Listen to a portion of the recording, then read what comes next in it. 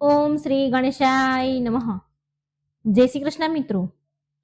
આજે આપણે ભગવાન વિષ્ણુ અને માતા લક્ષ્મીના પુત્ર એક વીરની કથા સાંભળીશું.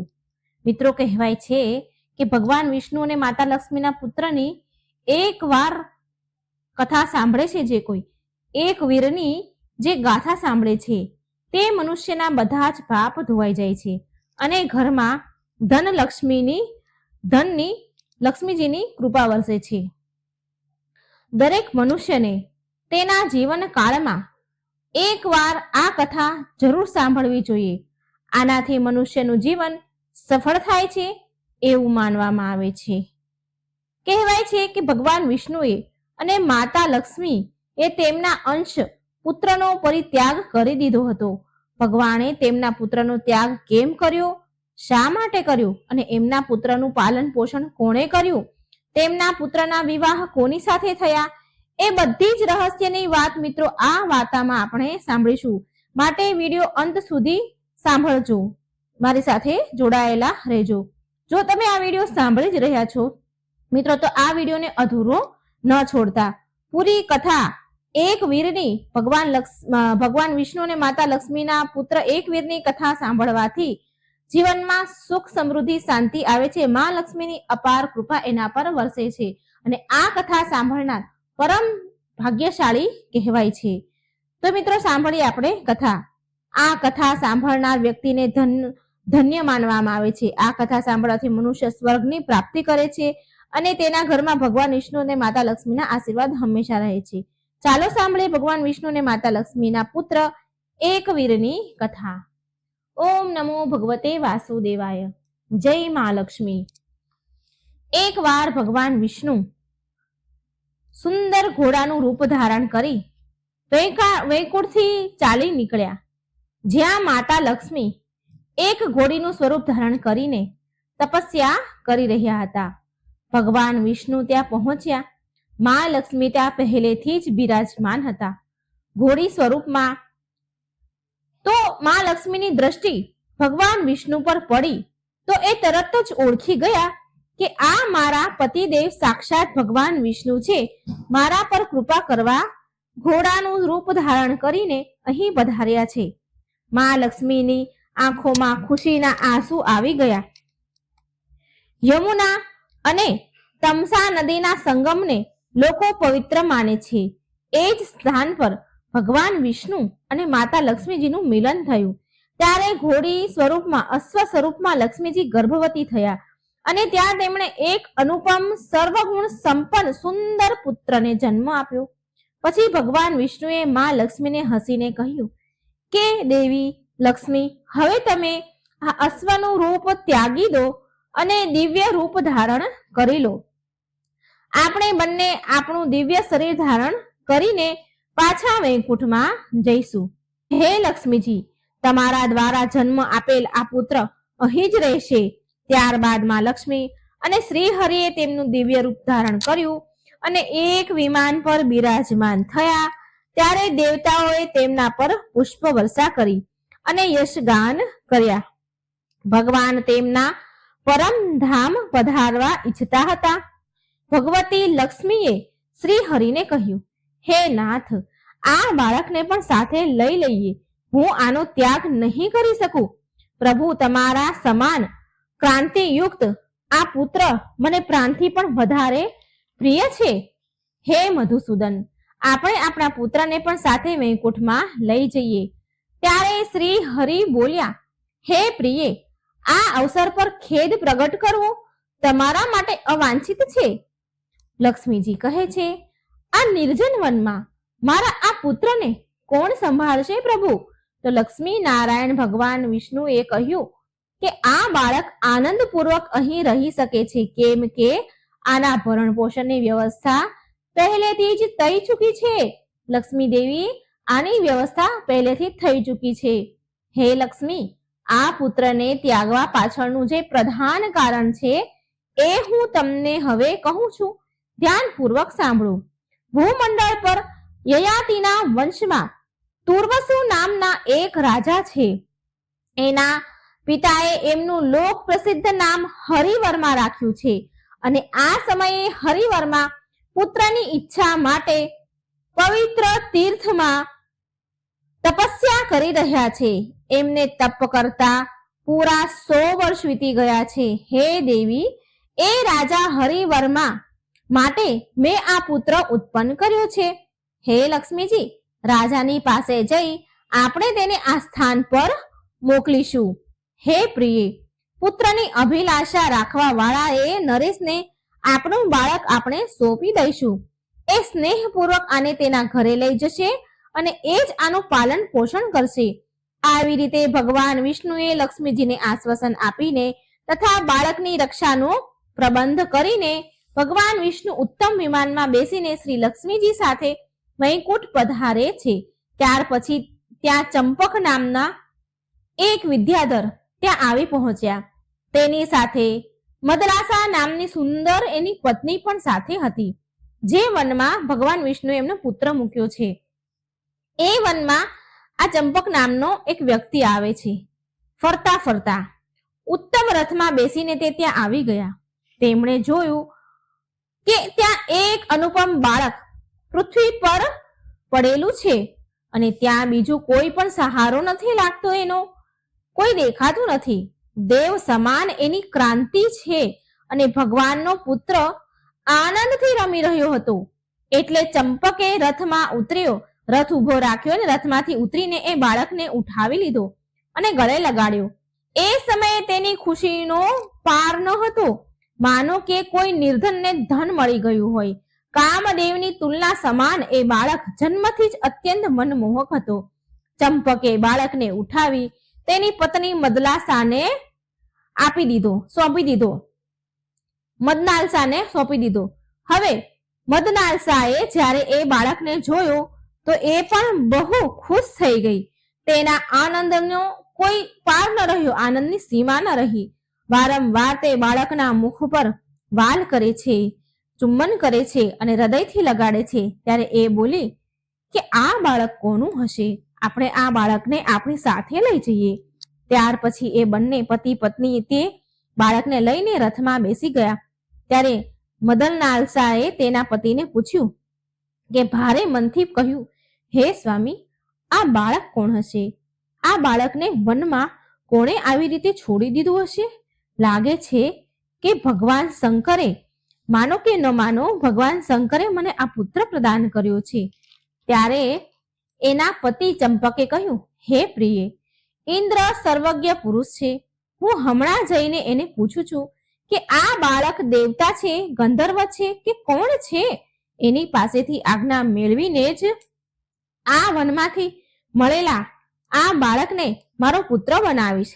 મારા વિચારથી એમને પૂછ્યા વિના કોઈ પણ કાર્ય કરવું ઉચિત નથી. આમ કહીને ચંપક એની પત્નીને લઈને એ બાળક સાથે તરત અમરાવતી ગયા. હર્ષના કારણે, ખુશીના કારણે એમની આંખો ખીલી ઉઠી હતી. ત્યાં પહોંચીને ચંપકે ઇન્દ્રના ચરણમાં માથું ઝુકાવ્યું અને એ બાળકને સામે નજર કરીને હાથ જોડીને બેસી ગયા. ત્યારે ચંપકે પૂછ્યું, હે દેવેશ્વર, યમુના અને તમસા નદીના સંગમને પાવન તીર્થ મનાય છે. ત્યાં આ કામદેવ સમાન ક્રાંતિવાળું આ બાળક મને મળ્યું છે. હે સચીપતે, આ બાળક કોનો પુત્ર છે? આ બાળકને કોણે ત્યાં છોડ્યું હશે? કોણ છોડીને મૂકીને ચાલ્યું ગયું હશે? જો તમારી આજ્ઞા હોય ને તો હું આ બાળકને મારો પુત્ર બનાવી શકું છું. આ સુંદર બાળકને મારી પત્ની ખૂબ જ સ્નેહ કરે છે. ધર્મશાસ્ત્રમાં એવું કથન છે કે સર્વદા કૃત્રિમ પુત્ર પણ બનાવી શકાય છે. એટલે ઇન્દ્રદેવ બોલ્યા કે હે મહાભાગ, આ બાળક અશ્વધારી ભગવાન વિષ્ણુ અને માતા લક્ષ્મીનો પુત્ર છે. આ પરમ તપસ્વી બાળકનું નામ હૈહય છે. યયાતિના વંશ રાજા તુર્વસુને આ પુત્ર પ્રદાન કરવા ઈચ્છે છે. ભગવાન તુર્વસુ બહુ ધાર્મિક નરેશ છે. શ્રી હરિએ તેને પુત્ર પ્રાપ્તિ માટેની આજ્ઞા આપશે. એને શ્રી હરિ એ સ્થાન પર જવાની આજ્ઞા આપવાના છે. ભગવાનની આજ્ઞા મેળવીને રાજા તુર્વસુના પહોંચતા પહેલા જ તું આ મનોહર બાળકને લઈને પહોંચી જાઓ અને પાછો આ બાળક એ જ સ્થાન પર મૂકી દો. વાર ન કરો, કારણ કે બાળક નહીં મળે તો રાજા તુર્વસુ અત્યંત દુઃખી થઈ જશે. ભૂમંડળ પર આ બાળક એક વીર નામથી પ્રસિદ્ધ થશે. દેવરાજ ઇન્દ્રની વાત સાંભળી ચંપક એ જ ક્ષણે બાળકને લઈને ત્યાં ચાલતા થયા જ્યાંથી એને બાળક ઉઠાવ્યો હતો. ત્યાં જઈને મૂકી દીધો. ત્યાર પછી એ તેમના ઘરે પાછા આવી ગયા. એ જ સમયે જગત ગુરુ ભગવાન નારાયણ લક્ષ્મીજી સાથે વિમાન પર બેસીને તપ કરતા રાજા પાસે આવ્યા. રાજા હરિવર્માએ જોયું કે ભગવાન વિષ્ણુ વિમાનમાંથી નીચે ઉતરી રહ્યા છે તો રાજાને તો ખુશીનો કોઈ પાર ન રહ્યો અને ભગવાનના ચરણોમાં દંડવત પ્રણામ કર્યા. પૃથ્વી પર પડેલા પોતાના ભક્તને ભગવાને આશ્વાસન આપ્યું અને કહ્યું, વત્સ ઉઠો. એટલે રાજા હરિવર્માએ ભક્તિપૂર્વક ભગવાનની સ્તુતિ કરી કે હે દેવેશ્વર, અખિલ લોકના નાથ, હે કૃપાનિધિ, હે જગત ગુરુ, અજ્ઞાની જન માટે તમારા દર્શન જરૂર ને જરૂર દુર્લભ હતા. કેમ કે યોગી લોકો પણ તમારા દર્શન પામવા અસમર્થ છે. જેને આ સંસારમાંથી મોહ માયા છોડી દીધી છે તથા જે વિષયોથી વિરક્ત છે તેને જ તમારા દર્શન થાય છે. હે ભગવાન અનંત દેવ પ્રભુ, હું તો માત્ર આશા રાખીને બેઠો હતો કે હું તમારા દર્શન પામવાનો અધિકારી પણ ન હતો. આ પ્રકારે રાજા હરિવર્માએ ભગવાનની સ્તુતિ કરી. સ્તુતિ કરવાથી ભગવાન શ્રી હરિએ અમૃતમય વાણીથી કહ્યું, હે રાજન, હું તારી તપસ્યાથી સંતુષ્ટ છું, પ્રસન્ન છું અને હું તને વરદાન આપું છું કે તેનો સ્વીકાર કરો. આ સમયે ભગવાન હરિવર્મા સામે બિરાજમાન હતા. રાજાએ તેમના શ્રી ચરણોમાં નમન કર્યા. માથું ઝુકાવીને કહ્યું, હે મોરારી, મેં પુત્ર માટે તપ કર્યું છે. તમે તમારા જેવો પુત્ર મને પ્રદાન કરો. કૃપા કરો પ્રભુ. રાજા હરિવર્માની પ્રાર્થના સાંભળીને ભગવાન વિષ્ણુએ કહ્યું કે હે યયાતિ નંદન, તું યમુના અને તમસા નદીના પાવન સંગમના તીર્થ પર અત્યારે જ જા. તને જેવો જોઈએ છે ને એવો જ પુત્ર મેં ત્યાં તમારી માટે મૂક્યો છે. મારા વીર્યથી ઉત્પન્ન એ પુત્રમાં અસીમ શક્તિ છે. દેવી લક્ષ્મી એની જનની છે. તારા માટે જ મેં એને પ્રગટ કર્યો છે, ઉત્પન્ન કર્યો છે. માટે તું તેનો સ્વીકાર કર અને તેનું પાલન પોષણ કર. ભગવાન વિષ્ણુની વાણી બહુ જ મધુર હતી. તેને સાંભળી રાજા હરિવર્માના મનમાં પ્રસન્નતાની લહેરો ઉઠી. આમ ભગવાન રાજાને વરદાન આપી ભગવાન હરિ, શ્રી હરિ અને માતા લક્ષ્મી સાથે વૈકુંઠમાં ચાલ્યા ગયા. ભગવાનના ચાલ્યા ગયા પછી રાજા હરિવર્મા એક રથ લઈને ખુશખુશાલ થઈને ત્યાંથી ગયા જ્યાં એ વનમાં બાળક ભગવાને મૂક્યું હતું. ત્યાં જઈને હરિવર્માએ અત્યંત મનમોહક બાળકને જોયું જે જમીન પર રમી રહ્યો હતો તથા પગનો અંગૂઠો એક હાથથી પકડીને ચૂસી રહ્યો હતો. એની કાંતિ કામદેવ સમાન કાંતિ હતી. લક્ષ્મીજીના ઉદરથી પ્રગટ થયેલ એ બાળક ભગવાન નારાયણનો અંશ હતો. બાળક ભગવાન નારાયણનો અંશ હતો. શ્રી હરિના તુલ્ય એમાં શક્તિ હતી અને જોતા જ હરિવર્મા ખુશીથી ખીલી ઉઠ્યા. પ્રેમના સમુદ્રમાં ગોથા ખાતા રાજાએ તે બાળકને હાથમાં લીધો અને તેનું માથું ચૂમવા લાગ્યા. તેને છાતીએ લગાડ્યો. ખૂબ આનંદિત થયા, ખૂબ હર્ષ પામ્યા. એની આંખોમાંથી પ્રેમની આંસુની ધારા વહી રહી હતી. રાજાએ એ બાળકને કહ્યું કે હે બાળક, માતા લક્ષ્મી અને ભગવાન વિષ્ણુની કૃપાથી પ્રસાદ રૂપી તું મને પ્રાપ્ત થયો છે. નરક ભોગના દુઃખથી ડરીને મેં તારા જેવા પુત્ર પામવાને કઠોર તપસ્યા કરી હતી. તપસ્યાના 100 વર્ષ પૂરા થવા પર લક્ષ્મીકાંત ભગવાન નારાયણે સાંસારિક સુખ ભોગવવા માટે તને પુત્ર બનાવીને મને આપ્યો છે, મને સોંપ્યો છે. લક્ષ્મીજી તારી જનની છે. એમણે તને જન્મ આપીને મારી માટે છોડી દીધો છે અને હવે ભગવાન વિષ્ણુ અને મા લક્ષ્મી વૈકુંઠમાં પધાર્યા છે. એ માતાને ધન્ય છે જેને તારા જેવા હસમુખ બાળકને મારા ખોળામાં આપી દીધો છે. પુત્ર, તું સંસાર સાગર પાર કરવા માટે મારા માટે એક નાવ સમાન બનીને આવ્યો છે. નાવ સમાન છો તું. ભગવાન નારાયણ તારા નિર્માતા છે. આ પ્રકારે રાજા હરિવર્માએ એ પુત્ર લઈને એ નગર જવા નીકળી ગયા. હજી તો રાજા નગરીની નજીક પહોંચ્યા જ હતા કે એવા સમાચાર મેળવીને એમના મંત્રી મંડળ અને પ્રજા એમના સ્વાગત માટે ઊભી રહી ગઈ હતી. પુરોહિતો, બ્રાહ્મણો, પ્રજાઓ સાથે ભેટની સામગ્રી, સૂત, યશ ગાનારા તથા ગાય પણ સાથે લઈને તેમના આગમન માટે, તેમના સ્વાગત માટે પહોંચી ગયા હતા નગરવાસીઓ. નગરમાં પહોંચીને રાજા હરિવર્માએ વાતચીત કરી બધા સાથે, બધા ઉપર નજર નાખી આશ્વાસન આપ્યું. નગરના લોકોએ રાજા અને રાજાના પુત્રનું સન્માન કર્યું. ત્યારે રાજા હરિવર્માએ પુત્રને લઈને પ્રવેશ કર્યો નગરમાં. ત્યારે માર્ગમાં તેમના પર ફૂલોની વર્ષા થવા લાગી. પછી રાજા મહેલમાં આવ્યા. આનંદપૂર્વક પુત્રને હાથમાં લઈને તેની રાણીને સોંપી દીધો. એ સમયે પુત્રની કાંતિ કામદેવ સમાન તુલના કરી રહી હતી. રાજા હરિવર્માની પત્ની પણ ઘણી ધાર્મિક હતી, દયાળુ હતી. તેણે એ પુત્રને ખોળામાં લઈને રાજાને પૂછ્યું, હે મહારાજ, આ તેજસ્વી, આટલો સુંદર પુત્ર તમને ક્યાંથી મળ્યો? તમે મને જલ્દી બતાવવાની કૃપા કરો. તમને આ પુત્ર કોણે પ્રદાન કર્યો? આ બાળકને જોઈને મારું મન મારા વશમાં નથી રહ્યું. તો રાજાએ પ્રસન્ન થઈને રાણીને કહ્યું, હે પ્રિયે, ભગવાન શ્રી લક્ષ્મી નારાયણે મને આ પુત્ર પ્રદાન કર્યો છે. હે ભાગ્યવાન, આ મહાન શક્તિશાળી પુત્રની જનની સાક્ષાત ભગવતી લક્ષ્મીજી છે. ભગવાન વિષ્ણુના અંશથી આ બાળકનું પ્રાગટ્ય થયું છે. રાણીએ બાળકને જોઈને મગ્ન થઈ ગઈ. રાણીએ બાળકને લઈને ખૂબ જ આનંદ કર્યો. આનંદ પામી રાણી અને મોટો પુત્ર ઉત્સવ મનાવ્યો. ખૂબ મોટો ઉત્સવ મનાવવામાં આવ્યો. નગરમાં પ્રજાઓને પ્રચુર દાન આપ્યા. ગાજા વાજા સાથે મંગળ ગીત ગવાયા. રાજાએ એનું નામ એકવીર રાખ્યું. મહારાજ હરિવર્મા ઇન્દ્રની સમાન પરાક્રમી હતા. વિષ્ણુ ભગવાન સમાન ગુણવાળા પુત્રને પામીને રાજાને અપાર સુખ હતું. ખૂબ સુખી થયા.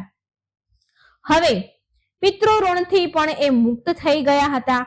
આવી રીતે દેવાધિદેવ ભગવાન નારાયણની કૃપાથી સર્વગુણ સંપન્ન પુત્ર મેળવીને ઇન્દ્ર તુલ્ય પરાક્રમી મહારાજ તેના ભવનમાં એની પત્ની સાથે આનંદથી રહેવા લાગ્યા અને સુખ શાંતિથી રહેવા લાગ્યા અને સુખ ભોગવવા લાગ્યા. પછી મહારાજ હરિવર્માએ બાળકના જાત કર્મ સંસ્કાર વગેરે સંસ્કાર એને સંપન્ન કરાવ્યા. લાલન પાલનની પૂરી વ્યવસ્થા કરી. બાળક બહુ જલ્દી દિવસે ને દિવસે મોટો થવા લાગ્યો. આ પ્રકારે પુત્ર જને હેતુ સાંસારિક સુખ મેળવીને મહાત્મા નરેશ એના મનમાં એ અનુભવ કર્યો. એમણે રાજા હરિવર્માને એવો અનુભવ થયો કે હવે મારા ત્રણેય ઋણ ચૂકવાઈ ગયા છે. છઠ્ઠા મહિનામાં બાળકનું વિધિપૂર્વક અન્નપ્રાશન વિધિ કરી. બીજા વર્ષમાં મુંડન સંસ્કાર કર્યા. પ્રત્યેક સંસ્કાર વિધિમાં બ્રાહ્મણોની પૂજા કરવામાં આવી. પુષ્કળ દાન, ગાયો પણ દાનમાં અપાવવામાં આવી. વિવિધ દાનથી યાચકોને સંતુષ્ટ કરવામાં આવ્યા. 11મા વર્ષે રાજાએ યજ્ઞોપવિત સંસ્કાર કર્યા અને ધનુર્વેદ ભણાવવાની વ્યવસ્થા કરી. જ્યારે રાજા હરિવર્માએ જોયું કે રાજકુમારે ધનુર્વિદ્યા શીખી લીધી છે અને રાજા ધર્મના બધા પ્રકારથી સારી રીતે અવગત થયા છે, ત્યારે તેના મનમાં વિચાર આવ્યો કે હવે રાજ્ય અભિષેક કરી દેવો જોઈએ. એક વીર્યનો પુષારક યોગમાં બહુ આદર સાથે અભિષેકની જરૂરી જે સામગ્રી હતી એ બધી એકઠી કરી. સંપૂર્ણ શાસ્ત્રોના જ્ઞાન વેદ જ્ઞાની બ્રાહ્મણ શાસ્ત્રીઓ બોલાવવામાં આવ્યા. રાજાએ રાજકુમારનો વિધિપૂર્વક રાજ્ય અભિષેક પૂરો કરાવ્યો. આ શુભ અવસર પર રાજાએ બધા તીર્થો અને સમુદ્રના જળથી રાજાનો હૈ એક વીરનો અભિષેક કર્યો. બ્રાહ્મણને ધન, દાન દક્ષિણા આપ્યા. પછી રાજાએ કુમાર એકવીરને રાજગાદી પર બેસાડ્યો. એકવીરને રાજા બનાવીને યોગ્ય મંત્રીઓને નિયુક્ત કર્યા. પછી રાજા અને રાણી બંને વનમાં ચાલ્યા ગયા. તેમણે તેની ઇન્દ્રિયોને વશમાં કરી અને મૈનાક પર્વતના શિખર પર એનું ત્રીજું વાનપ્રસ્થાન આશ્રમ વિતાવા લાગ્યા. એ જંગલના પાન ફળ ખાઈને ભગવાન શિવની આરાધના કરવા લાગ્યા. આમ રાજા રાણીની દિનચર્યા વીતવા લાગી. પ્રારબ્ધ કર્મ શેષ થવાથી તેમનું પંચભૂતોનું શરીર શાંત થઈ ગયું અને તેમના શુભ કર્મોના પ્રભાવથી તેને સ્વર્ગલોકમાં સ્થાન મેળવ્યું. પિતાજીનો સ્વર્ગવાસ થઈ ગયો છે. આ સાંભળીને એક વીરે તેમના પુત્રએ તેના માતા પિતાના વૈદિક વિધિ અનુસાર અગ્નિ સંસ્કાર કર્યા. પિતાની બધી જ વિધિ ક્રિયા સંપન્ન થયા પછી એ મેઘાવી રાજકુમાર મેઘાવી સાથે મળીને રાજ્ય પર શાસન કરવા લાગ્યા. એ પણ બહુ મોટા ધર્મજ્ઞ પુરુષ હતા. રાજ્યના અધિકારી હોવાથી તેમને જાત જાતના ભોગ ભોગવવા સુલભ થયા. મંત્રી મંડળ એમનું બહુ સન્માન કરતા હતા અને પૂરી પ્રજા રાજાને પ્રેમ કરતી હતી.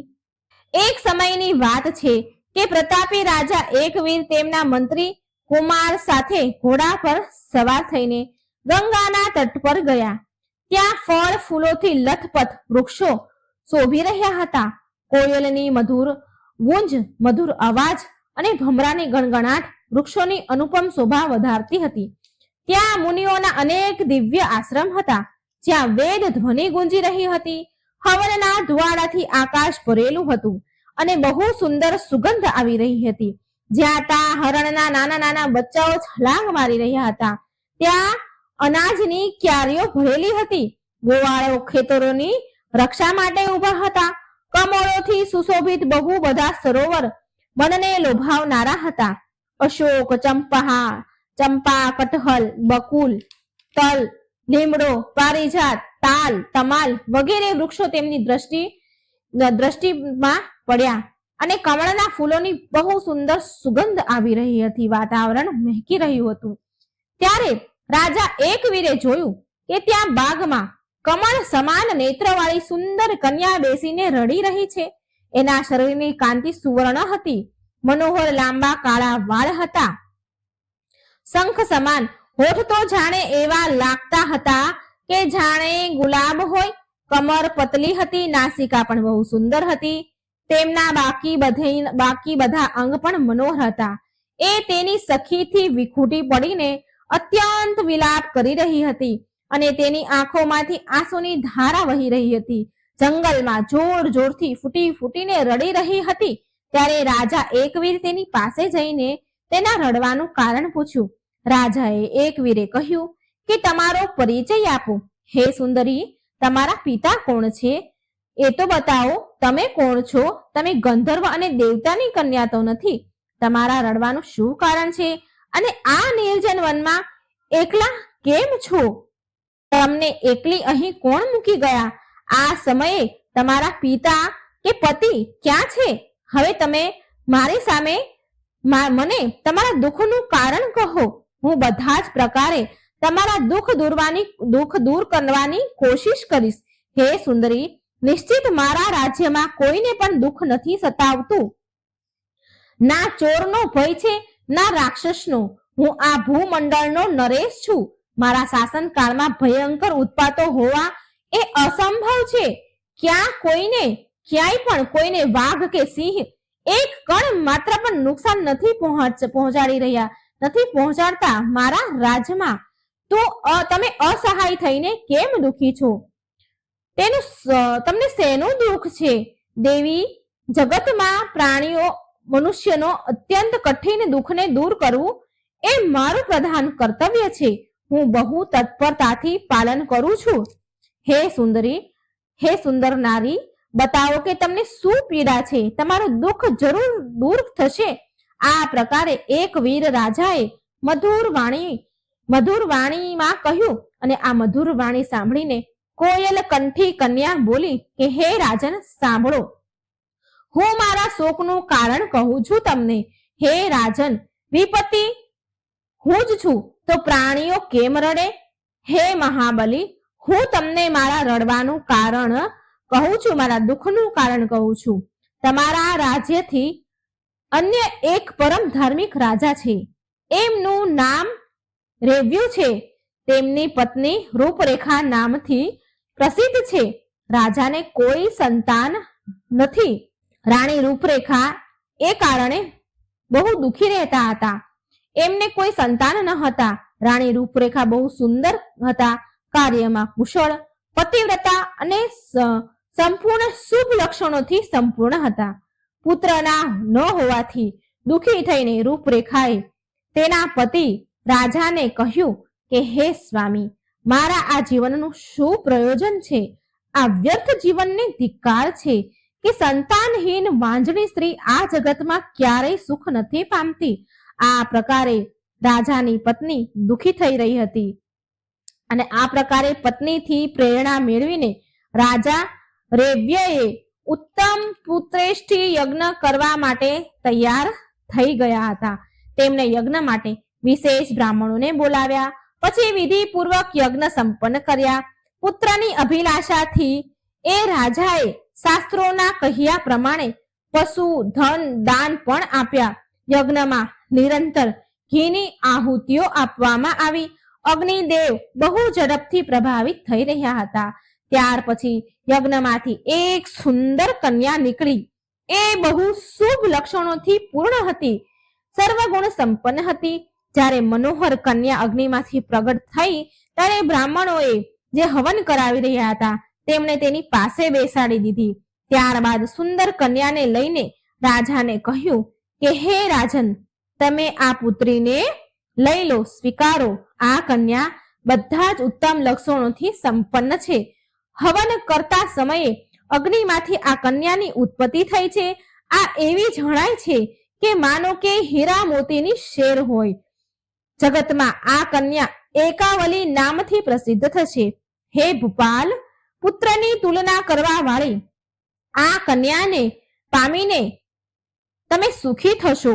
રાજન, ભગવાન વિષ્ણુએ તમને આ કન્યા પ્રદાન કરી છે. આ કન્યાને સંતાન રૂપમાં મેળવીને સંતોષ કરો, એ તમારા માટે ઉત્તમ છે. વિદ્વાન બ્રાહ્મણોની વાત સાંભળીને એ કન્યાની તરફ જોયું રાજાએ અને તેમણે અત્યંત પ્રસન્ન થઈને ખોળામાં એ કન્યાને બેસાડી અને તેની પત્ની રૂપરેખાને સોંપી દીધી. મનને મંત્ર મુગ્ધ કરનારી એ કન્યાની આંખો કમળ સમાન સુંદર હતી. એને મેળવીને રાણી રૂપરેખાને બહુ જ આનંદ થયો. એવા ખુશ થયા માનો કે જાણે તેને પુત્ર રત્ન મળ્યો હોય. જાત કર્મ વગેરે શુભ માંગલિક સંસ્કાર વિધિ પૂરી કરાવવામાં આવી. યજ્ઞના અંતમાં રાજાએ બ્રાહ્મણોને ખૂબ જ દાન દક્ષિણા આપ્યા. બ્રાહ્મણો ત્યાંથી વિદાય થયા. રાજા રેવ્યએ ખુશીની એની તો કોઈ સીમા ન હતી. પુત્ર સમાન તેનું પાલન પોષણ કરવા લાગ્યા. રાણી રૂપરેખા પણ આનંદનો અનુભવ કરવા લાગી. એ સમયે રાણીના આનંદનો પાર ન હતો. રાજાના મહેલમાં એવી રીતે ઉત્સવ ઉજવવામાં આવ્યો હતો કે જાણે પુત્રનો જન્મ થયો હોય. આમ માનીને માતા પિતા અત્યંત સ્નેહની દ્રષ્ટિથી જોવા લાગ્યા એ કન્યાને અને પ્રેમ કરીને પાલન પોષણ કરવા લાગ્યા. હે રાજન મહાબલી, હું એ જ રાજા રેવ્યના મંત્રીની કન્યા છું. મારું નામ યશોવતી છે. હું અને એકાવલી બંને સમાન ઉંમરની છીએ. મહારાજ રેવ્યુએ મને રાજકુમારી એકાવલી સાથે ખેદ કુલ રમત ગમત માટે નિયુક્ત કરી છે. એકાવલી રાજકુમારી સદાય મારી સાથે રહે છે. અમે રાત દિવસ પ્રેમપૂર્વક આમ તેમ ફર્યા કરીએ છીએ. ફર્યા કરતી હતી. એકાવલીને જ્યાં સુગંધિત કમળ દેખાય તો એ ત્યાં જગ્યાએ ચાલી જતી હતી. અન્ય કોઈ જગ્યાએ તેને સુખ મળતું ન હતું.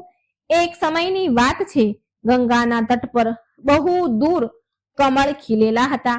રાજકુમારી સખીઓ સહિત મારી સાથે ફરતા ફરતા ત્યાં ચાલી આવી. મેં મહારાજ રેવ્યુને કહ્યું, રાજન, તમારી લાડલી કન્યા એકાવલી કમળોને જોઈને બહુ દૂર નિર્જન વનમાં ચાલી જાય છે.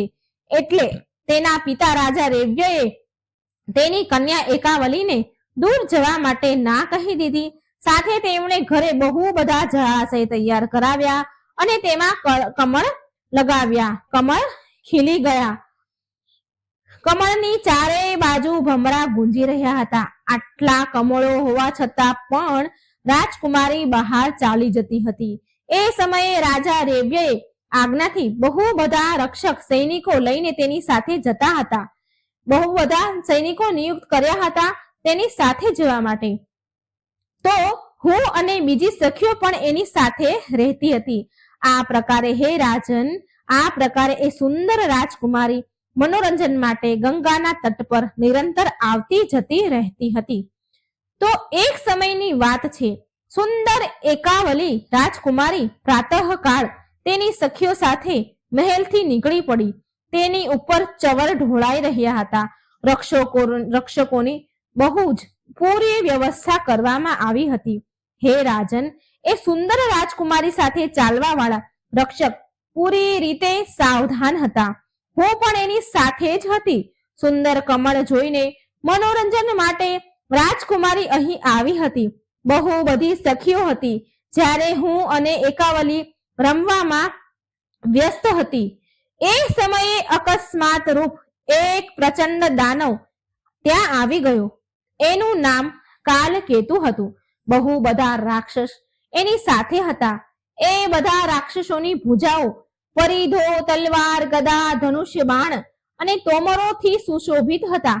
રાજકુમારીના મનોહર રૂપને જોઈને તે દુષ્ટ કાલકેતુની આંખો પર દુષ્ટ કાલકેતુની આંખો એકાવલી ઉપર પડી. એની નજર પડી.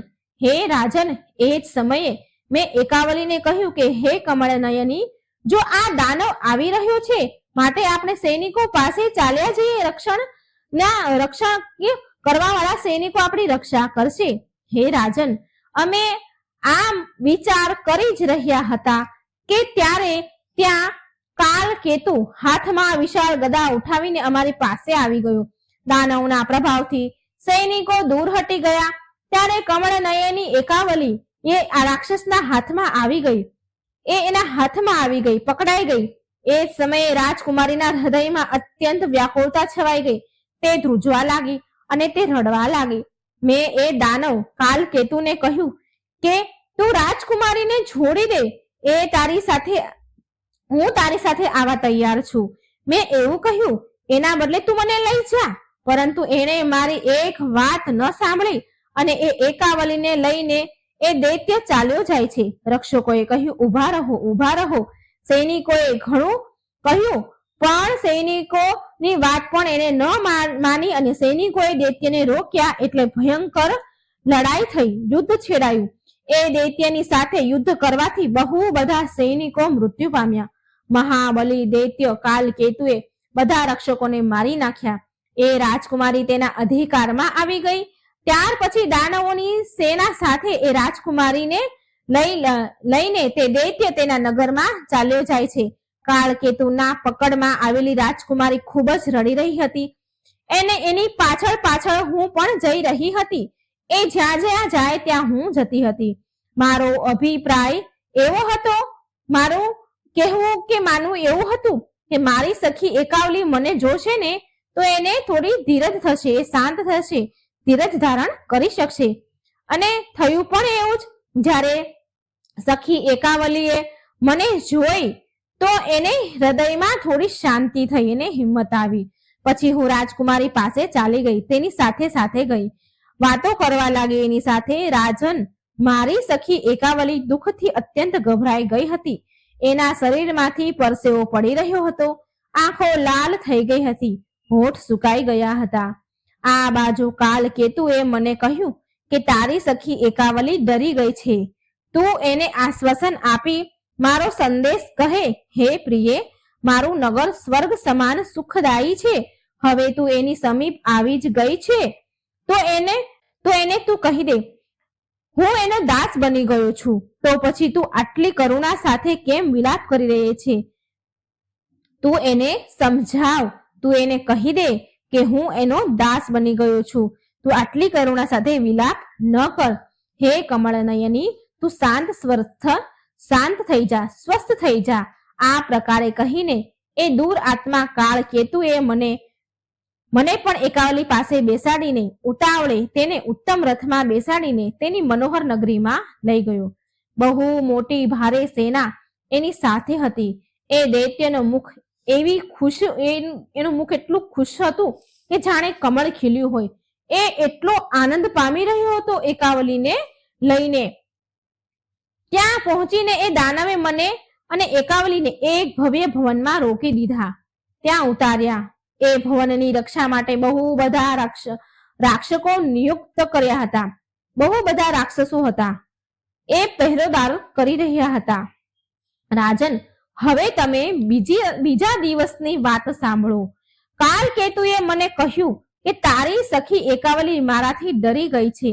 આ બાળકી નિરંતર રડતી રહે છે, ચિંતામાં ડૂબેલી રહે છે. તું આને સમજાવ કે હે સુંદરી, સુંદર મુખવાળી સુંદરી, તું મારી પત્ની બનીને મન માનીતું સુખ ભોગવ. એ ચંદ્રવદની, હવે આ રાજ્ય પર તારો અધિકાર રહેશે. હું સદા માટે તારો સેવક બનીને રહીશ. એ દાનવ વારંવાર આ વાક્ય બોલી રહ્યો હતો. એ સાંભળીને મેં ખરો જવાબ આપી દીધો. મેં એ દાનવને કહ્યું કે હે રાજન, આવી અપ્રિય વાત મારી સાથે ન કર. આવી અપ્રિય વાત મારા મુખેથી નહીં નીકળે. તું સ્વયં તેને કહી દે. પછી એના કથન અનુસાર મારી પ્યારી સહેલી એકાવલી વિનયપૂર્વક એને કહ્યું કે હે દૈત્ય, દૈત્યએ મારી સખીને કહે છે કે હે દૈત્ય, હે કમળ નયની, તે મારા ઉપર જાદુ કર્યો છે. હું તારાથી મોહિત થઈ ગયો છું. હે કાંતે, તારી સુંદરતાથી હું મોહિત થઈ ગયો છું. મારું હૃદય હવે તારા આધીન છે. હવે હું તારા વશમાં છું, એમાં કોઈ સંશય નથી. હે કલ્યાણી, તું મને પતિ બનાવી લે, મને સફળ કરી દે. તે કાલકેતુ એકાવલી સાથે આવી વાત કરી રહ્યો છે. એકાવલીએ કહ્યું કે રાજકુમાર હૈ બહુ ભાગ્યશાળી પુરુષ છે. એની સાથે મારા વિવાહ કરવા માટે મારા પિતાએ નક્કી કરી લીધું છે. હું મનમાં તેને વરી ચૂકી છું.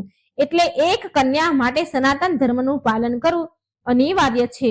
હવે હું એનો પરિત્યાગ કરીને કોઈ બીજાને મારો પતિ ન બનાવી શકું. અમારો આ શાસ્ત્રીય સિદ્ધાંત છે. એ વાત તમે પણ સારી રીતે જાણો છો કે પિતા તેની કન્યાને જેની સાથે વિવાહ કરવાનું નક્કી કરે છે, તે કન્યાને એને પતિ બનાવવો જ પડે છે. તે કન્યા તેને જ પતિ બનાવે છે જે એના પિતા નક્કી કરે છે. કન્યા સદા માટે પરતંત્ર છે. તેની જાતે એ કઈ પણ નિર્ણય નથી લઈ શકતી. હે રાજન, એકાવલીના આમ કહેવા છતાં પણ દૂર આત્મા કાલ કેતુએ તેના નિશ્ચયથી ડગ્યો નહીં. એ રાજકુમારી પર મોહિત થઈ ચૂક્યો હતો. એ ભવનમાં અનેક પહેરેદારો છે. મારી પ્રાણ પ્રિય સખી એકાવલી અત્યંત કષ્ટમાં છે. તેની જ વિરહમાં હું દુખી છું અને હું રડી રહી છું. ત્યારે એક વીર બોલ્યા, હે કન્યા, મને મહાન આશ્ચર્ય થઈ રહ્યું છે કે એ દુરાચારી કાલકેતુના નગરમાંથી તું અહીં કેવી રીતે આવી? હું આનું રહસ્ય સાંભળવા માંગુ છું. એક વીર રાજકુમાર કહે છે કે રાજકુમારીનું કથન એવું છે કે એના પિતા હૈ સાથે કન્યાદાન કરવાનું એમણે નક્કી કર્યું છે. આ પણ મને સંદેહ જેવું લાગે છે. અને મારું જ નામ રાજા હૈ છે. આ નામનો બીજો કોઈ નરેશ નથી. તારી સુંદર આંખો વાળી સખી મારા માટે જ કહી રહી હતી. હે દેવી, તું મારા આ સંદેહને દૂર કર. ત્યારબાદ હું એ અધન રાક્ષસને મારીને એકાવલીને મારી પત્ની બનાવી લઈશ. હે સુંદરી, જો તું કાળકેતુનું સ્થાન ક્યાં છે એ મને જણાવી દે, તો મને બતાવી દે કે એકાવલીના પિતા રાજા રેવ્યુએ આ સમાચાર તે આપ્યા છે કે નહીં. રાજકુમારીના પિતાને આ વાતની ખબર છે કે નહીં? રાજકુમારી બહુ કષ્ટ પીડા સહન કરી રહી છે. જેની આવી પ્યારી લાડલી દીકરીનું અપહરણ થઈ જાય અને તેને જાણ ન હોય તો આ વાતથી તો એ કેટલા દુઃખની વાત છે, કેટલા આશ્ચર્યની વાત છે કે એના પિતાને સ્વયં ખબર નથી, અથવા રાજા રેવ્યને આ જાણ છે તો રાજકુમારીને છોડાવવા માટે પ્રયત્ન કેમ નથી કરી રહ્યા? મને ઘણો સંદેહ થાય છે, આશ્ચર્ય થાય છે. આ વાત મને કઈ સમજાતી નથી. એક દીકરી એના પિતા માટે કેટલી અમૂલ્ય હોય છે. એ કન્યા કારાગારમાં દુઃખ ભોગવી રહી છે. આ જાણીને રાજા કેમ તે ચૂપ બેઠા છે, એના પિતા કેમ ચૂપ બેઠા છે? એ શક્તિહીન તો નથી થઈ ગયા ને? હે કલ્યાણી, તું મને જલ્દી આ વાત કહે, મને બતાવ, આ બધું શું છે? આનું કારણ શું છે? હવે મારા હૃદયમાં એ અભિલાષા જાગી રહી છે કે એ સુંદરીને અત્યંત સંકટમાંથી છોડાવીને ક્યારે હું સુખી જોઉં. આ વાતની એના પિતાને જાણ છે કે નહીં? એ ક્યાં છે, કેવી છે, બધું મને બતાવ. એ સાંભળવા માંગુ છું તારી જોડેથી. કાળકેતુની અત્યંત દુર્ગમ નગરીમાં જવાનો શું ઉપાય છે? યશોવતી બોલી, હે રાજન, હું બાળપણથી જ ભગવતી જગદંબાની ભક્ત છું. ભગવતી જગદંબાના બીજ મંત્રનું ધ્યાનપૂર્વક જપ કરવાનું હું જાણું છું. એક સિદ્ધ બ્રાહ્મણની કૃપાથી મને આ મંત્ર પ્રાપ્ત થયો હતો. હે રાજન, હું જ્યારે કાલકેતુના કારાગારમાં હતી ત્યારે મેં આ બીજ મંત્રનો જાપ શરૂ કરી દીધો હતો. આમ તો હું પ્રચંડ પરાક્રમી ચંડિકા દેવીની આરાધના હું નિરંતર કરતી રહું છું. ઉપાસના સ્તુતિ કરવાથી ભગવતી બંધનમાંથી મુક્ત કરી દે છે. આ નિશ્ચિત છે. ભક્તો પર કૃપા કરવા વાળી દેવી શક્તિ બધું જ આપવામાં પૂર્ણ સમર્થ છે. માં ભગવતી તેમના સામર્થ્યથી જગતનું સર્જન અને પાલન કરે છે તથા કલ્પના અંતમાં સંસારનો સંહાર પણ તેમના પર નિર્ભર છે. હું આમ મનમાં વિચારીને જે વિશ્વની અધિષ્ઠાત્રી છે, જેના કલ્યાણમય સૌમ્ય વિગ્રહ છે, જે લાલ રંગના વસ્ત્ર ધારણ કરે છે, આંખોમાં લાલીમાં ઝળકે છે, એ ભગવતી જગદંબાનું ધ્યાન કરવા લાગી. મનમાં ને મનમાં ભગવતીના રૂપનું સ્મરણ કરીને હું બીજ મંત્રનો જપ કરવા લાગી. સમાધિ લગાવીને દેવીની ઉપાસનામાં હું 1 મહિના સુધી બેઠી રહી. પછી મારી ભક્તિથી પ્રસન્ન થઈને ભગવતી ચંડિકાએ મને સ્વપ્નમાં દર્શન દીધા અને કહ્યું, તેમણે મને અમૃતમય વાણીમાં કહ્યું, કેમ સૂતી છો? ઉઠ અને અત્યારે જ ગંગાના પાવન તટ પર ચાલી જા. પ્રધાન નરેશ હૈ તને ત્યાં મળશે. એ બહુ બળવાન છે. બાહુબલી નરેશનું નામ એક વીર છે. સંપૂર્ણ શત્રુને કુચડવાની શક્તિ એની અંદર છે. મુનિવર દત્તાત્રેય મારા બીજ મંત્રનો તેને સારી રીતે અભ્યાસ કરાવ્યો છે. માટે અપાર ભક્તિ સાથે રાજા એકવીર મારી ઉપાસનામાં નિરંતર રહે છે. એના મનથી ક્યારેય હું અલગ નથી રહેતી. એ સદા મારી પૂજામાં સંલગ્ન રહે છે. એની નિશ્ચિત ધારણા છે આ મારી ઉપાસના સિવાય એ બીજું કંઈ નથી જાણતા. એ મહાપતિ ભૂપાળ દ્વારા તારું સંકટ દૂર થશે. ભગવતી લક્ષ્મી એની જનની છે, એની માતા છે. ફરતા ફરતા એ ગંગાના તટ પર આવશે અને તારા રક્ષક બનશે. રાજા એકવીરના હાથે કાલકેતુનું મૃત્યુ નિશ્ચિત છે. એ રાજાના હાથે કાલકેતુ ગ્રાસ બનશે અને રાજકુમારી એકાવલી એના બંધનમાંથી મુક્ત થઈ જશે. ત્યાર પછી શાસ્ત્રમાં પારંગત એ હૈ રાજકુમાર સાથે એકાવલીના વિવાહની વ્યવસ્થા તું કરાવી દેજે. આ પ્રકારે સપનામાં મને જગદંબાએ દર્શન દીધા અને પછી આમ કહીને અંતર ધ્યાન થઈ ગયા. મારી પણ ઊંઘ ઉડી ગઈ અને સપનાની બધી ઘટના અને દેવીની આરાધનાની વાતો મેં રાજકુમારી એકાવલીને કહી સંભળાવી. આ સાંભળી કમળનયની સુંદરી એકાવલીનું મુખ મંડળ પ્રસન્નતાથી ખીલી ઉઠ્યું. તેણે મને કહ્યું કે હે પ્રિય, તું જલ્દી ત્યાં પહોંચીને મારું કાર્ય સિદ્ધ કરવા મારી મદદ કર. ભગવતીની વાણી અમોધ છે. તેની કૃપાથી આપણે બંને જરૂરથી બંધનથી મુક્ત થઈ જશું. હે રાજન, સખી એકાવલીના પ્રેમપૂર્વક આદેશ આપવાથી મેં નિર્ણય કર્યો કે હવે આ સ્થાન પરથી દૈત્ય નગરીમાંથી નીકળવું જ ઉત્તમ છે. હે રાજકુમાર, હું એ જ ક્ષણે ચાલી નીકળી. મને કોઈએ રોકી ટોકી પણ નહીં. પરમ આરાધ્ય ભગવતીની કૃપાથી રસ્તાની જાણકારી અને ઝડપથી ચાલવાની શક્તિ મારામાં આવી ગઈ. આ બધું જ મારા દુઃખનું કારણ છે, જે મેં તમને બતાવ્યું. હે વીર, જેવો મેં મારો પરિચય આપ્યો છે, હવે એમ તમે તમારું પરિચય પણ આપો. તમે કોણ છો અને તમારા પિતાનું નામ શું છે? ત્યારે રાજા એકવીરે કહ્યું, હા, હું ભગવતી લક્ષ્મીનો પુત્ર એકવીર છું. હું જ હૈ છું. મારું નામ જ એકવીર છે. લક્ષ્મીજી મારી માતા છે. તમે સર્વપ્રથમ તમારી સખી એકાવલીની સંપૂર્ણ જગતને ત્રસ્ત કરવા વાળું રૂપનું વર્ણન કર્યું છે. તેનાથી મારું મન પણ વ્યાકુળ થઈ ગયું છે.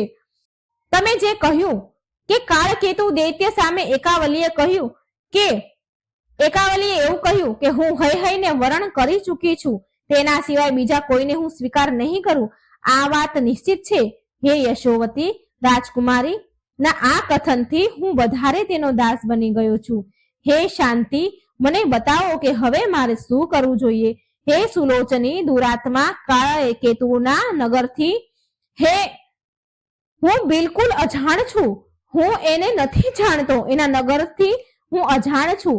હે વિશાલક્ષી, હું તારી પાસેથી ઉપાય જાણવા માંગુ છું, મને ત્યાં પહોંચાડવામાં મદદ કરો. તમારી સખી એકાવલી જ્યાં રહે છે ત્યાં હું જલ્દી જઈ શકું એવી વ્યવસ્થા કરો. રાજકુમારી એકાવલી તમારી પ્રિય સખી છે, એ રાક્ષસના આધીન થઈને અત્યંત દુઃખ ભોગવી રહી છે. મારા પ્રયાસથી રાજકુમારીના બધા સંકટ ટળી જશે અને એ પછી એના નગરમાં આવી જશે. પછી રાજકુમારી એકાવલીને તેના પિતા પાસે હું પહોંચાડી દઈશ.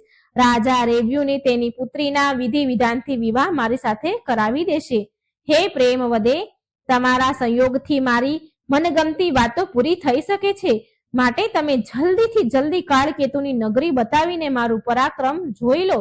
હે વરવરણીની, પારકી સ્ત્રીને અપનાવવા વાળા એ પાપી રાક્ષસને જે પણ પ્રકારે મારવામાં સફળ થઈ શકું એવું યત્ન કરો, એવો ઉપાય કરો. સૌથી પહેલા તો તમે કાળકેતુના દુર્ગમ નગરનો માર્ગ મને બતાવો.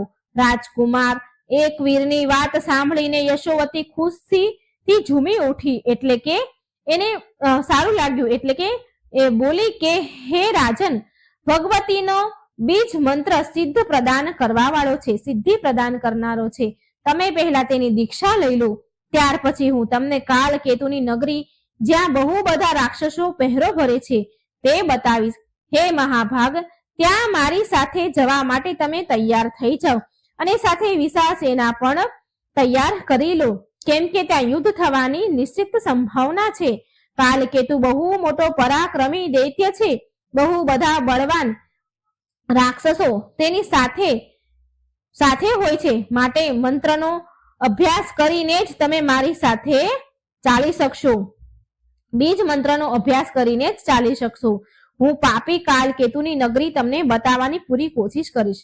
યશોવતીનું કથન સાંભળીને એક વીર એ જ સમયે મંત્રની દીક્ષા લઈ લે છે. દત્તાત્રેય ભગવાન જ્ઞાનીઓમાં શિરોમણી માનવામાં આવ્યા છે. સંયોગવશ ત્યાં તેમનું શુભ આગમન થયું.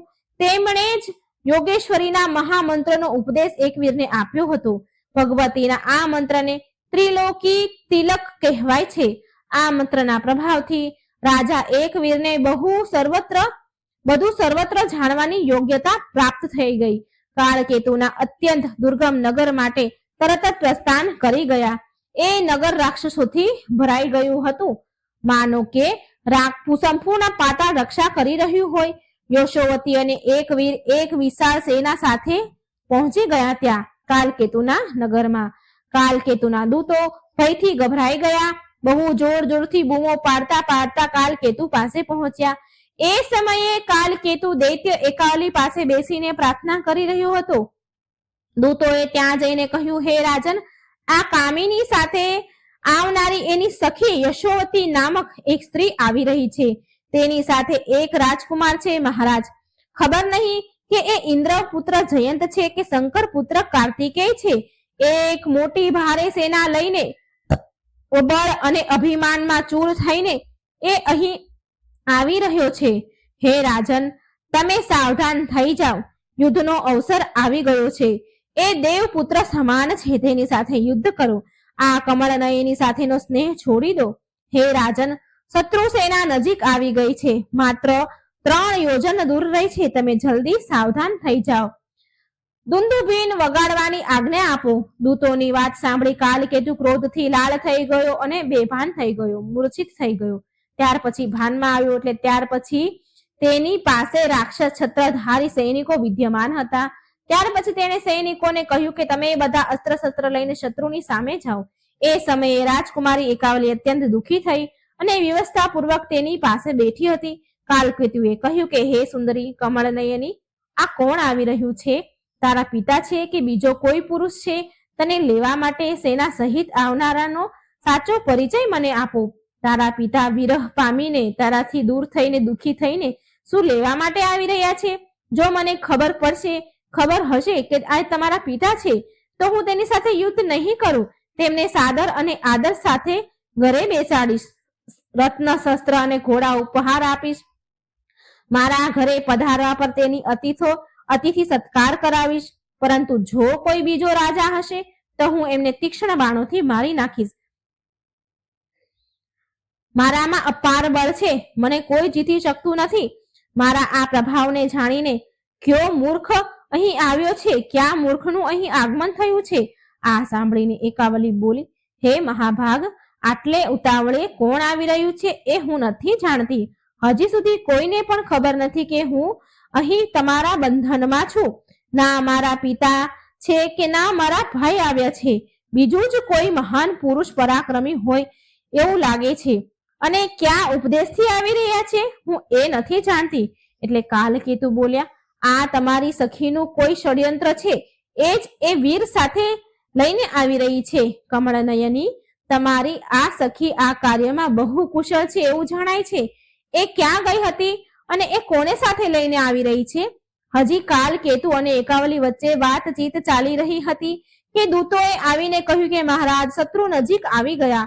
તમે એક વિશાળ સેના સાથે જલ્દી નગર છોડીને ભાગી જાઓ.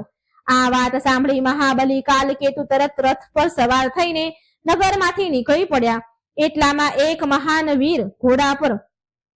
વીર ઘોડા પર ચડીને આવી ગયા. હવે તો બંનેમાં ભયંકર યુદ્ધ છેડાઈ ગયું. માનો કે ઇન્દ્ર અને વૃત્તાસુર લડી રહ્યા હોય. યુદ્ધ આરંભ થવા પર જાત જાતના અસ્ત્ર અને શસ્ત્ર ચલાવવામાં આવ્યા. અસ્ત્રોથી બધી દિશાઓ કાંપવા લાગી. એ સમયે બધાના હૃદયમાં મહા આતંક છવાઈ ગયો. એક વીરે કાલકેતુને ગદાથી મારીને તેના પ્રાણ હરી લીધા. એ દાનવ ધરતી પર પડ્યો માનો કે વ્રજના મારે મર્યો હોય એવો. કાળકેતુના મૃત્યુ થતા જ બધા જ રાક્ષસ આમ તેમ ભાગવા લાગ્યા અને તેનો જીવ બચાવવા લાગ્યા. ત્યારે યશોવતી ઝડપથી એકાવલી પાસે ગઈ. તેના મનમાં અસીમ આનંદ ભરેલો હતો. તેની મધુર વાણીમાં એકાવલીને આશ્ચર્ય થાય એવા વચન કીધા. સખી, અહીં પધારો. જુઓ, આ દાનવને મહાભાગ એક વીરે માર્યો છે. આ દાનવ મહાભાગ એકવીરના પ્રયાસથી સદા માટે સૂઈ ગયો છે. આ બહુ બુદ્ધિમાન પુરુષ છે. આ વીર પુરુષ બહુ કઠણ લડાઈ કરે છે. આ સમયે એ રાજા એકવીર અત્યંત થાકી જવાના કારણે બહાર દ્વાર પર જ બિરાજમાન થઈ ગયા છે. તેના મનમાં તને જોવાની અત્યંત ઈચ્છા છે, કારણ કે એ તમારા રૂપ અને ગુણની વાતો સાંભળી ચૂક્યા છે. રાજકુમારીએ સુંદર રાજકુમારને જોવાની, હે રાજકુમારી, તમે કૃપા કરો. એ રાજકુમારને જોવાની કૃપા કરો. પરમ રાજકુમાર સાથે તમારા વિષયમાં હું ગંગાના તટ પર બધી જ વાત કરી ચૂકી છું. વાતચીતના પ્રભાવથી જ એ તમારા પર મોહિત થઈ ગયા છે અને તમને જોવા માટે અત્યંત ઉત્સુક છે. યશોવતીની વાત સાંભળી રાજકુમારી એકાવલીના મનમાં તેને જોવાની ઈચ્છા થઈ, પરંતુ હજી એ કુમારી હતી માટે એ ભયથી ગભરાઈ ગઈ. તેના મનમાં એક સંકોચ હતો. એને વિચાર્યું કે હું એક કુમારી કન્યા છું, કેવી રીતે રાજકુમારનું મુખ જોઈશ? આમ વિચાર કરી એકાવલી પાલખીમાં બેસીને યશોવતી સાથે ચાલી અને દ્વાર પર પહોંચી, પણ એનું મુખ ઉદાસ હતું. મેલી સાડી પહેરેલી હતી. વિશાળ નેત્રવાળી રાજકુમારી આવી ગઈ. આ જોઈ રાજકુમાર એકવીરે તેને કહ્યું કે હે કલ્યાણી, દર્શન આપો. તમને જોવા માટે મારા નેત્ર તરસી રહ્યા છે. એકવીર અત્યંત આતુર હતા અને એકાવલી લજ્જા શરમથી વ્યાકુળ હતી. શરમને મારે એ વ્યાકુળ હતી. આ જોઈને નીતિ વિશે પૂરી જાણકાર તથા શિષ્ટ પુરુષોનું માર્ગદર્શન કરવા વાળી યશોમતીએ એકવીરને કહ્યું કે હે રાજકુમાર, આના પિતા એકાવલીના પિતા એકાવલીને તમને જ આપવાના છે. આ રાજકુમારી તમારા આધીન હશે અને તેનો સાથ તમને જરૂર મળશે. આ નિશ્ચિત છે, પરંતુ રાજન, થોડા સમયની પ્રતીક્ષા કરો અને તમે પહેલા આ રાજકુમારીને તેના પિતા પાસે એને સોંપવાની વ્યવસ્થા કરો. એના પિતા જ વિવાહની વિધિ સંપન્ન કરીને તમારા વિવાહ કરાવશે રાજકુમારી સાથે. યશોવતીની વાત સાંભળી ધર્માત્મા એકવીરે સત્યમાની અને યશોવતી અને એકાવલી સાથે લઈને તેની સેના સહિત રાજા રેવ્યના નગરમાં ગયા. પુત્રીના આવવાના સમાચાર સાંભળીને રાજા રેવ્ય પ્રેમપૂર્વક મંત્રી સાથે તેના આગમન સ્વાગત માટે ગયા. બહુ દિવસ બાદ મેલા વસ્ત્ર ધારણ કરનારી એમની પુત્રી એમને જોવા મળી. પછી યશોવતીએ વિસ્તારપૂર્વક બધી વાત તેના પિતાને કહી. ત્યાર પછી એકવીર અને રાજા રેવ્યનું પરસ્પર મિલન થયું. રાજા તેને લઈને તેમના મહેલ આવ્યા. પછી વિવાહનું આયોજન કર્યું. વિધિપૂર્વક પાણી ગ્રહણ સંસ્કાર થયા. કર્યાવર આપીને રાજાએ સારી રીતે એકવીરનું સન્માન કર્યું. ત્યાર પછી કન્યાને વિદાય કરી અને સાથે યશોવતીને પણ મોકલી. આ પ્રકારે વિવાહ થઈ ગયા. પછી રાજા એકવીરના ખુશીનું કોઈ ઠેકાણું ન રહ્યું. હવે એ તેમના મહેલ પહોંચ્યા અને તેમની પ્રિય પત્ની એકાવલી સાથે જાત જાતના સુખ ભોગવવા લાગ્યા. એકાવલીના ગર્ભથી એક સુંદર પુત્ર જન્મ્યો, જેનું નામ કૃતવીર્ય નામથી પ્રખ્યાત થયા. એ કૃતવીર્યના પુત્ર કાર્તવીર્ય થયા. તો મિત્રો, આ પ્રકારે મેં તમને આજે ભગવાન વિષ્ણુ અને માતા લક્ષ્મીના થી જન્મેલ પુત્ર એકવીર્યની ચરિત્રની ગાથા સંભળાવી છે. આ ગાથાને જે કોઈ સાંભળે છે એ પરમ ભાગ્યશાળી કહેવાય છે. જો તમે આ કથા સાંભળી રહ્યા હોય તો આને અધૂરી ન છોડતા પૂરી સાંભળજો. પૂરી સાંભળવાથી પુણ્ય ફળ મળે છે, એનો ચમત્કાર તમને જોવા મળશે. તો હે મા લક્ષ્મી, હે ભગવાન વિષ્ણુ, જે કોઈ આ કથા સાંભળે તેના અન્નધનના ભંડાર ભર્યા રાખજો, તેમને સર્વ સુખ પ્રદાન કરજો, સારું આરોગ્ય આપજો. જો આ કથા તમને સારી લાગે તો કમેન્ટમાં જય મા લક્ષ્મી, જય ભગવાન વિષ્ણુનું નામ જરૂર લખજો. જય શ્રી કૃષ્ણ. રાધે રાધે. Thank you.